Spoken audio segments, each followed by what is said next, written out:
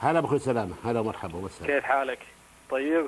الله لا يحرمك بخير ونعمة بالشر. طول العمر كل سنة وأنت كثر طيب. الجدال حول قضية عمر الشقير ووصفك لهم بالعصابة، ما رأيك بالكلام ذا؟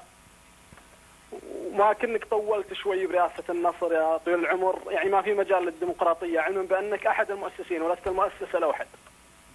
علما أن المؤسس الأوحد زيد الجبعة والكل يعرف ذلك، ونتمنى منك رد صريح يا طويل العمر وشاكرين لك.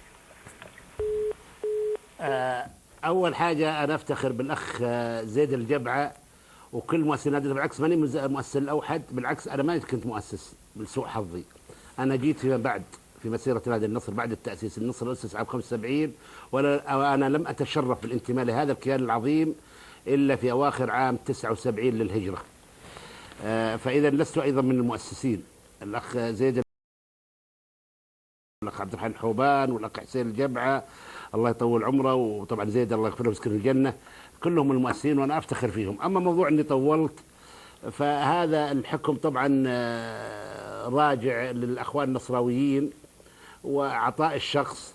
وأما موضوع الديمقراطية فأنا أعتقد كل إدارات الأندية تنتخب في الجمعية العمومية. فالأخ سلامة إذا له مرشح وهو نصراوي وحامل لعضوية نادي النصر ممكن هو شخصيا يرشح نفسه الرئاسة أو من يراه، والباب مفتوح للجميع وأعضاء الجمعية هم اللي يختارون. وهذه هي الشيء الموجود في أنديتنا، وهذه لوائح رعاية الشباب تقول الكلام. وعلى العموم إذا طولت عليه يمكن غيره أنا ما طولت عليه، وأنا أحترم رأيه وأقدره ولو اختلف معي. لاحظت لكن هذا رأيه على العموم.